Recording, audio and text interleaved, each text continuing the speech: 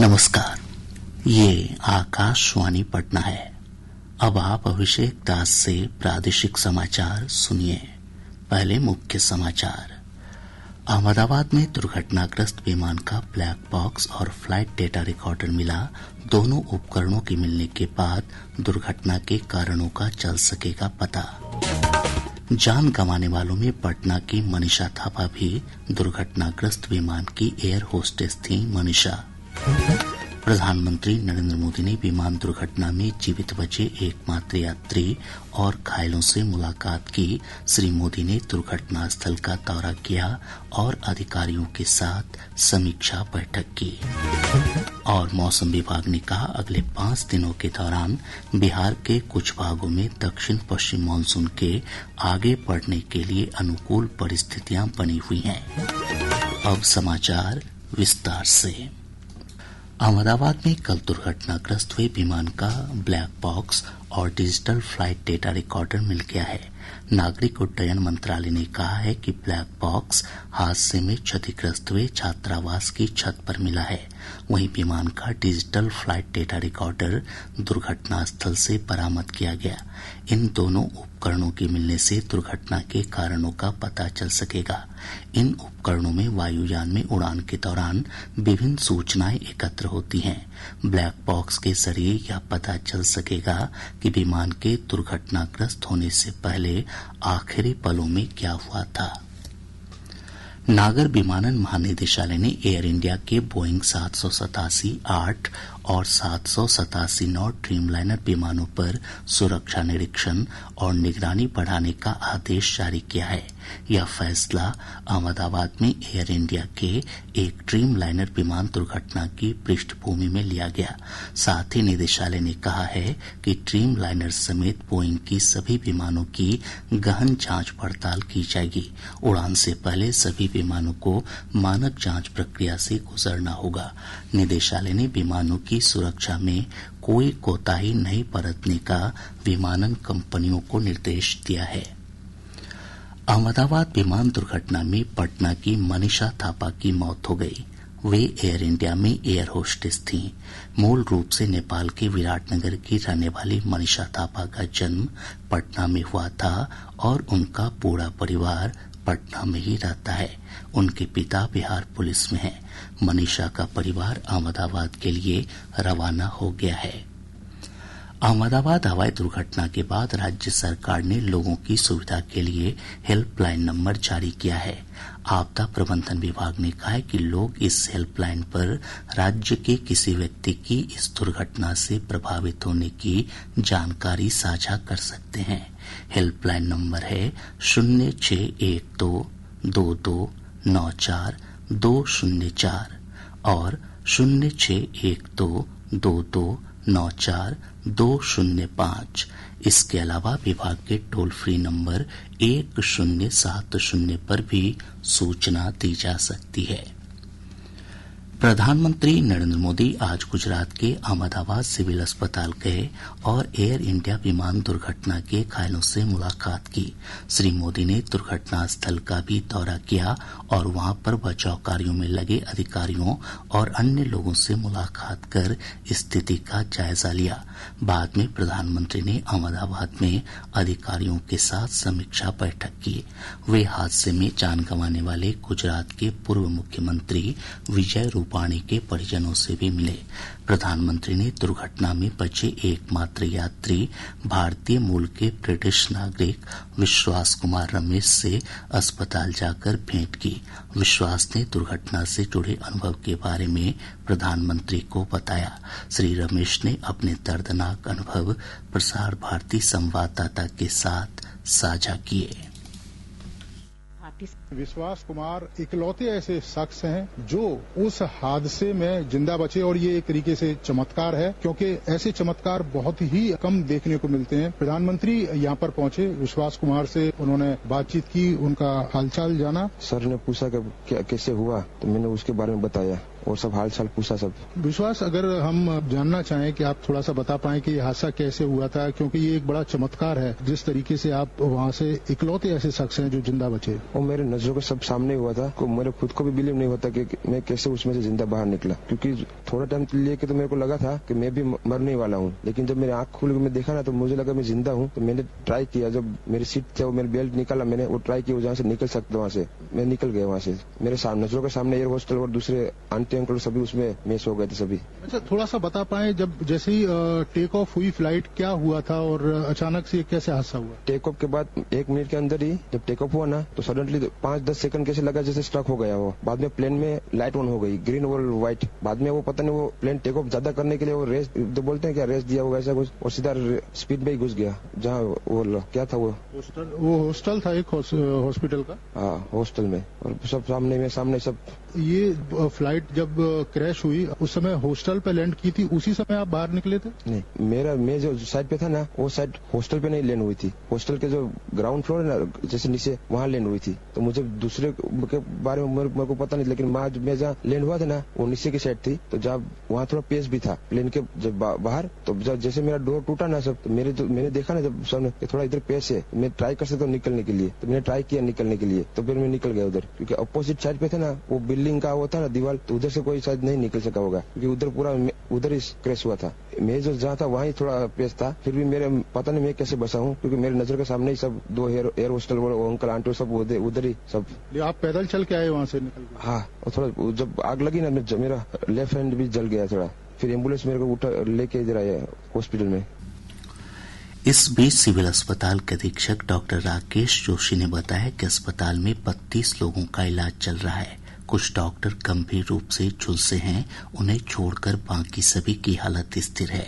उन्होंने बताया कि घायलों के स्वास्थ्य में शीघ्र सुधार के लिए अस्पताल में सभी जरूरी इंतजाम किए गए हैं। पूरे आरोग्य विभाग ने और सिविल हॉस्पिटल ने, सारे डॉक्टर ने मिलकर वो इमरजेंसी सिचुएशन को हैंडल किया। करीबन 60 लोग आए थे उस टाइम पे, जिसमें से काफी लोग ओपीडी बेस पे जिनको थोड़ी बहुत इंजरी थी उनको डिस्चार्ज कर दिया गया। अभी फिलहाल अगर आज हम देखेंगे तो हमारे पास 32 पेशेंट यहाँ पर एडमिटेड हॉस्पिटल के अंदर। हमारे पास उसमें मेडिकल स्टूडेंट भी है, आसपास के लोग वाले भी है, और अगर उसमें देखा जाए तो लोग जो हेल्प करने आए थे वो भी है, जो प्लेन में नहीं सवार थे ऐसे लोगों को जो इंजरी हुई। और सिविल हॉस्पिटल सबसे नजदीक, और ये सरकार की सबसे बड़ी व्यवस्था है जिसमें लोगों को इमीडिएटली सारवार दी गई। इधर दुर्घटना में मारे गए लोगों के शव पोस्टमार्टम के बाद उनके परिजनों को सौंपे जा रहे हैं। किस्मत कब कैसा मोड़ लेगी कोई नहीं जानता। एक छोटा सा संयोग भी जीवन और मृत्यु का फैसला कर देता है। कल हुए एयर इंडिया विमान हादसे में यही देखने को मिला। गुजरात के भरूच की रहने वाली भूमि चौहान उन चंद लोगों में से एक हैं जो किस्मत से इस हादसे से बच गईं।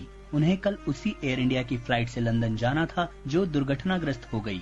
भूमि ने बताया कि अहमदाबाद में ट्रैफिक बहुत ज्यादा होने की वजह से वे फ्लाइट की चेक इन गेट पर 10 मिनट देरी से पहुंची थीं और उन्हें विमान में चढ़ने की अनुमति नहीं दी गई। देरी से पहुंचना उनके लिए वरदान साबित हुआ। एयरपोर्ट से तो घर के लिए निकल चुके थे और हम लोग गाड़ी में ही थे, तभी हमने न्यूज देखा कि ऐसा प्लेन क्रैश हुआ है। At the time I was feeling totally num and मतलब मैं अपने भगवान का थोड़ा, माता जी का शुक्रिया कर रही थी कि मैं बच गई। लेकिन दूसरी साइड ये भी था कि ये जो इंसिडेंट हुआ है वो बहुत ही थोड़ा टेरिफाइड है। हालांकि अन्य लोग भूमि जितने भाग्यशाली नहीं थे। एयर इंडिया की इसी उड़ान से एक डॉक्टर दंपत्ति लंदन जा रहा था। उनके सपने दुर्घटना की त्रासदी में खत्म हो गए। इसी तरह 35 वर्षीय एक महिला अपनी बेटी को वडोदरा में अपने माता पिता के पास छोड़कर लंदन जा रही थी, लेकिन वे अपने घर लौट नहीं पाईं। लंदन में छुट्टियां बिताने को लेकर उत्साहित 2 बहनें भी इसी उड़ान में थीं। विमान में सवार होते समय सभी यात्री इस बात से अनजान थे कि इस उड़ान की लैंडिंग नहीं होने वाली। स्वाति की रिपोर्ट के साथ समाचार कक्ष से मैं मुकेश कुमार बल। प्रादेशिक समाचार आप आकाशवाणी पटना से सुन रहे हैं। ताज़ा समाचारों के लिए आप हमारे एक्स हैंडल AIR News _ पर जा सकते हैं। मौसम विभाग ने कहा है कि अगले 5 दिनों के दौरान बिहार के कुछ भागों में दक्षिण पश्चिम मानसून के आगे बढ़ने के लिए अनुकूल परिस्थितियां बनी हुई हैं।